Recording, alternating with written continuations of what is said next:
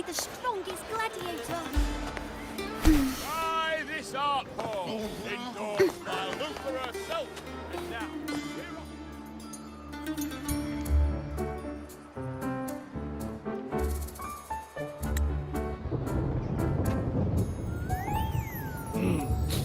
Muggy day.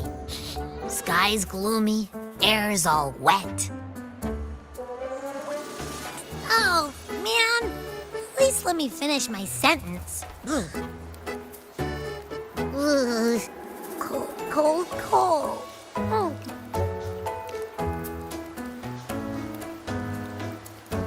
All right. I'm famished. We barely had a bite sprinting all the way here from Ragusa. Whoa! Pinch me! This is a feast and a half!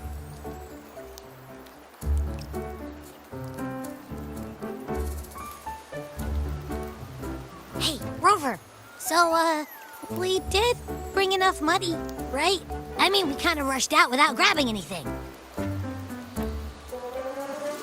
Oh, that. Don't worry, money's not an issue. Augusta made sure we're covered. All our food and lodging here in Septimon is built straight to the F4's palace. But I think the owner might have overdone it a little. Ha! Better get used to it. You're the champ of the Great Aegon. And you know me. If food's on offer, I'll be a scoffer. Yeah, no leftovers, guaranteed.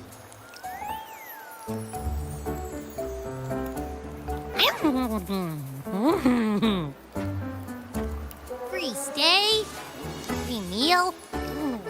The Zephyr really knows how to treat guests. Maybe we should, hang around a bit longer.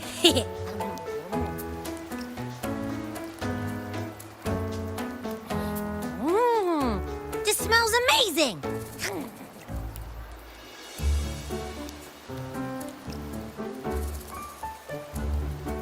Abby, what do you think Imperator wants me to find? If Cardathia's right, the last clue should be somewhere on the Sanguis Plateaus. We're so close to the finish line. Just one step away. But our pace has slowed. Relax. We're already back in Septimon. What's the rush? I remember Lupa said there's this weird blight cloud hanging over the Sanguis Plateaus.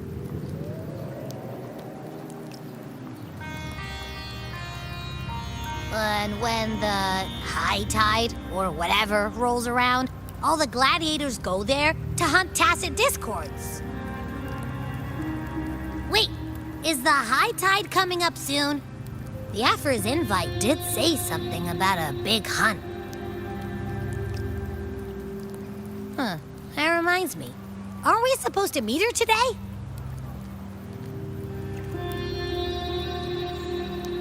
A messenger came this morning. Augusta is dealing with an emergency, so our meeting's postponed. Looks like it'll be a while. An unexpected change. It's throwing everything off course. I don't like the feel of it. And why me for this hunt? If it's about the Great Aegon, the messenger said none of the other gladiators were invited.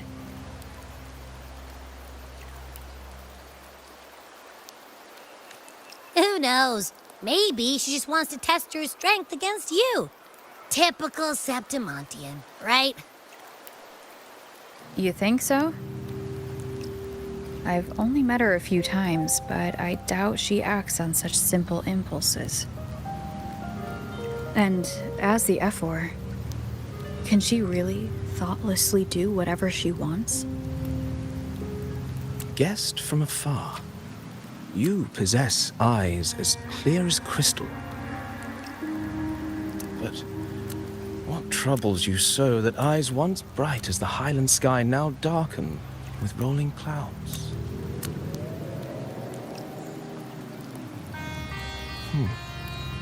A warrior who walks the blade's edge does not falter over trifles. The clouds, if I may guess, are cast from the throne.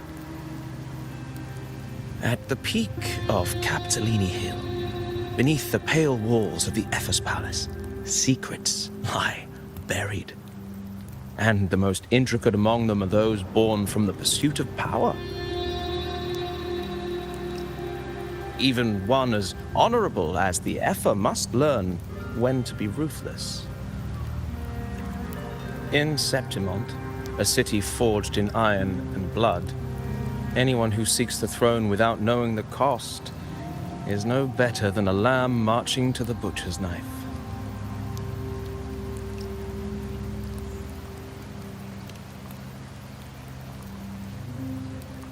I am Nestor, a traveling poet.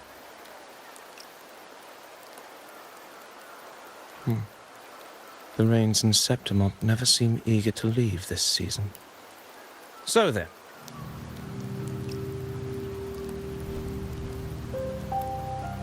If you are curious about the effort, then allow me to say that nothing would honor me more than to offer even a modest service to the champion of the great Aegon. Wait, how do you know she's the champion? And all that stuff about the F-War, too? Huh? Your eyes. Were we talking too loud? To see and to hear are but two of the many ways to perceive. Trusting the senses is a habit, a natural expedience, but not the only option. Truth be told, I've been gathering inspiration for my next epic, and its protagonist is none other than Augusta, the Epher of Septimont. That's why I speak of her with some familiarity. I have a feeling your tale with her will soon be written. And knowing more about those who walk alongside you is rarely without its benefits.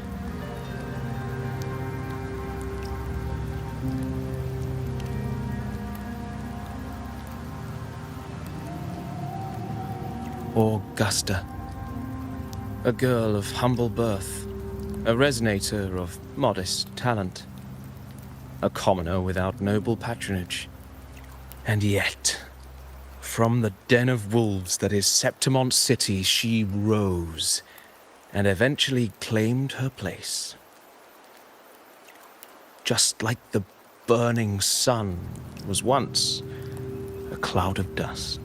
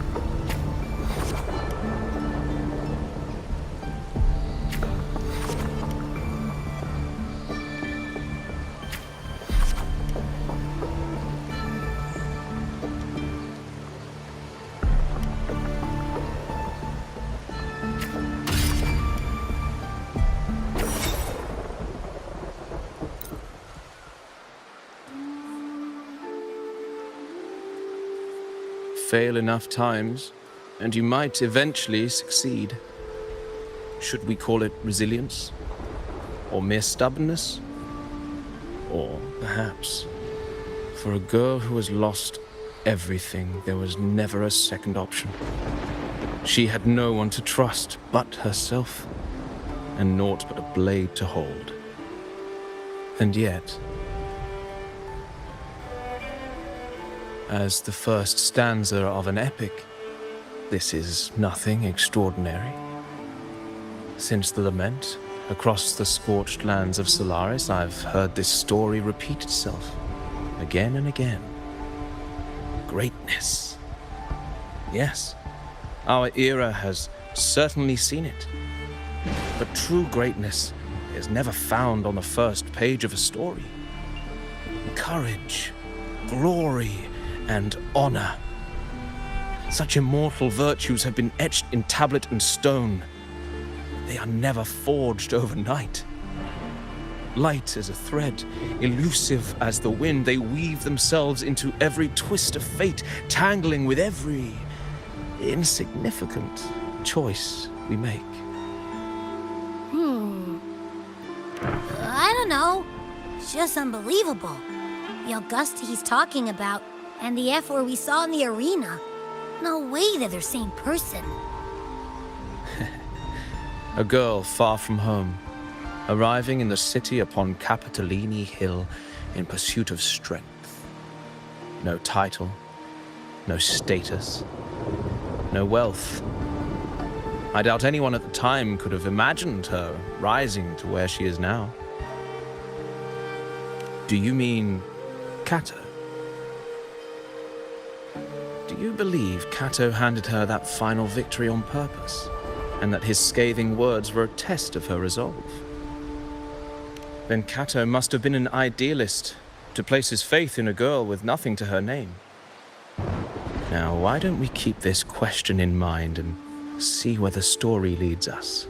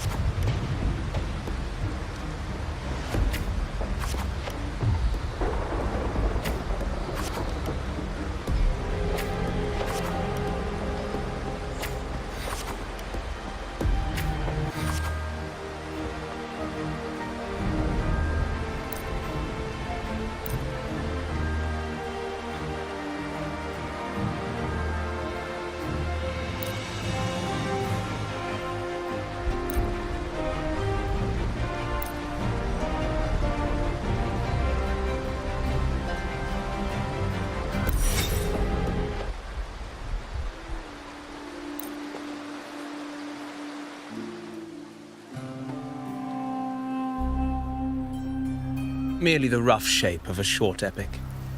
This is all I can offer about the Ephor.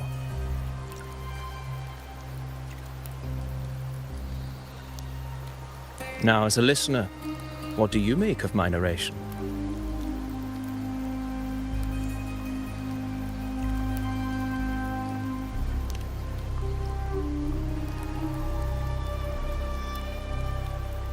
I appreciate your kind words, my generous listener. I am only a humble wordsmith, spinning verses and rhymes. The essence of poetry is granted by those who dare defy their fate. But there is one thing I must confess. Through my words, your knowledge of the Ephor is partial, at best. Poetry can only offer a glimpse of the true story, the reality of people, events, and things slips beyond the grasp of words. I do not belong in the pages of the epic, so I remain confined to the observer's gaze.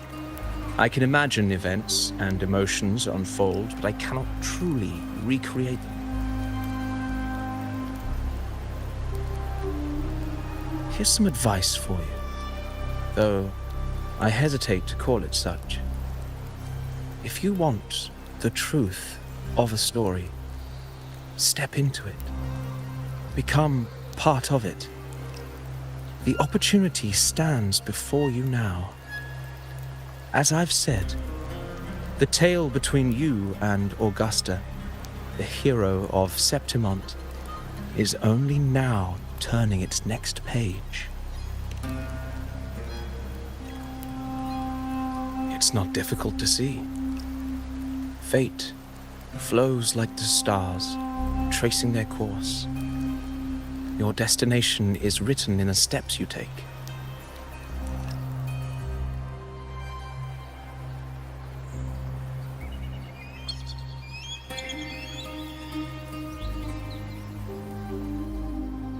The rain is passing. I hear it ceasing its symphony upon the earth. It is time for farewells.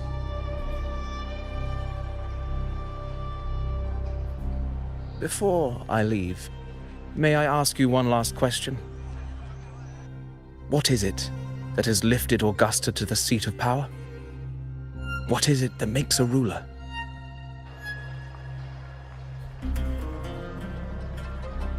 Well, I'd say strength. Let's be real. There's no way Augusta could have passed those trials without strength. Rover, what do you think?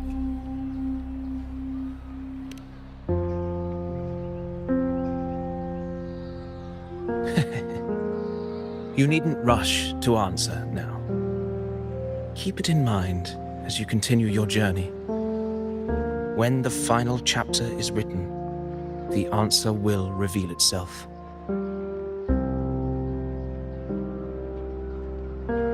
Farewell, my friend. Our paths crossed by fate and by chance. Soon, after this brief encounter, everything about me will be gone with the wind. But you, your epic continues.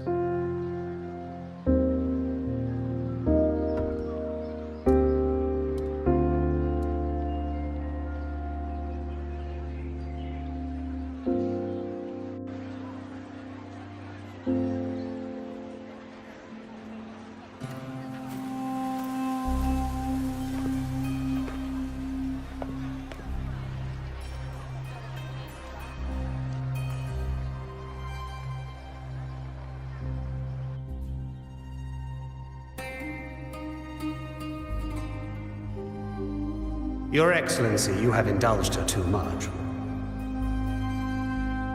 As the priestess, Yuno is far too unruly in both action and word. It's a disgrace to her title. Indeed. She entered the palace unannounced, uninvited, and with no decorum. A blatant affront to the authority of the palace. Same as always. Senators, all she crossed was a doorway. One too insignificant to carry the weight of our authority, or defend anyone's fragile pride. Let us not forget, it is not the walls of Capitolini Hill that command fear. It is my will, my sword, and our relentless conquest. I know your fear. You fear a priestess's voice drowning yours, and a rebel challenging the Senate's rules. But listen well. Power does not bow to sycophants, cowering behind their traditions. If you seek power, then step from the shadows. Face me, and prove yourself worthy.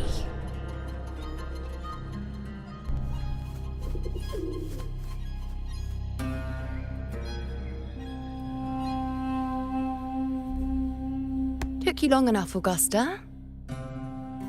Handling the senators takes time. You know that.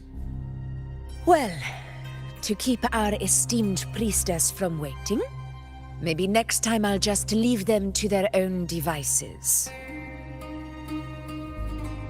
I'll make sure they record every detail of your feat and relay it word for word to Grandmother Lilibet. Priestess Iuno, unruly behavior, left Tetragon Temple without permission and trespassed into the Ephor's palace. I wonder, who will lose it first? Lilibet or you? Let those old foxes report me all they want. If they step into the Tetragon left foot first, I'll shoot the left. Right foot first, I'll shoot the right. Hey, I'm with you on that one. The Senate should be reminded now and then that the Tetragon's kindness is not a reason to take Priestess Yuno lightly.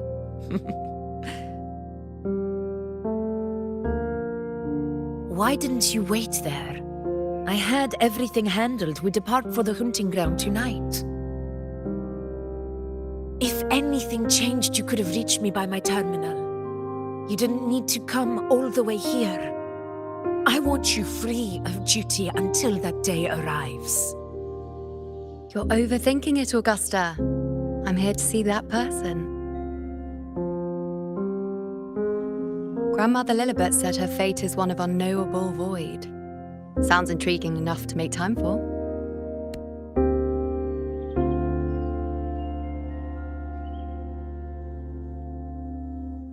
So that's it? Too bad. The ship from Laguna won't dock until tomorrow morning, and we'll be gone by then.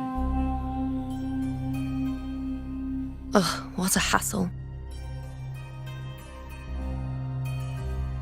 Patience, you know. The warrior has accepted the invitation. So, you'll have plenty of time to meet during the hunt.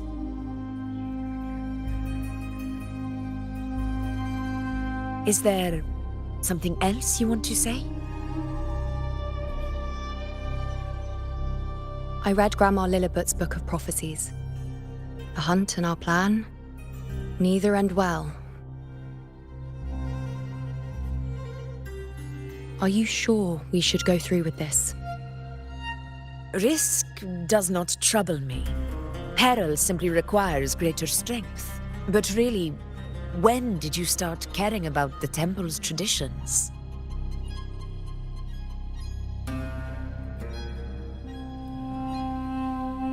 O ye faithless of Septimont, the divinity is enraged. Should your ruler defy their will again, doom shall be your fate.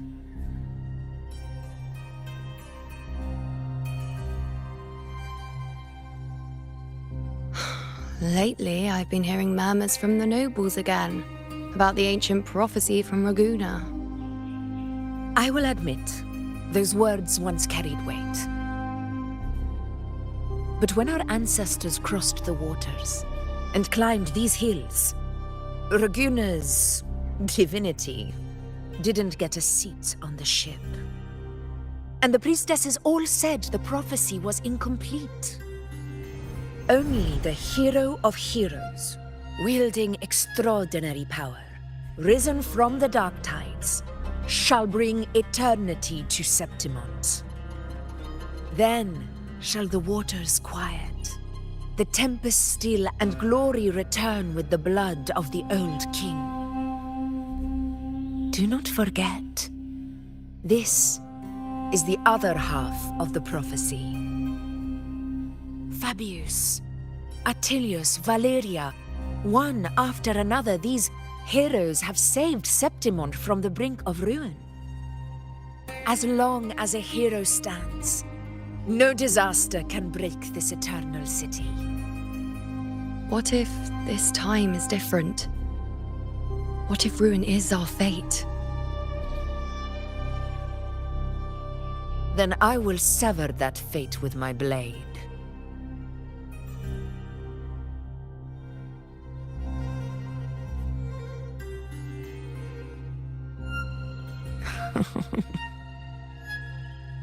What's so amusing?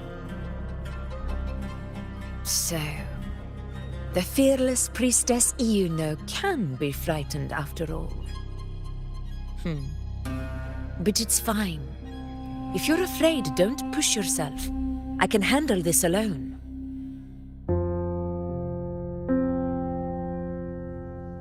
Most revered priestess, wait for me in the temple.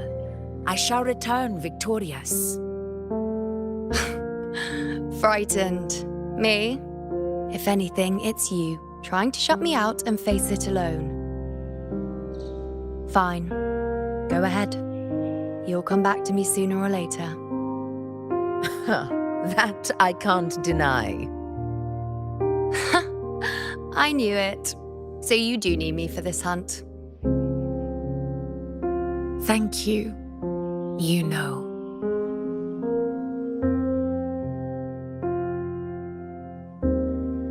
Why are you saying this?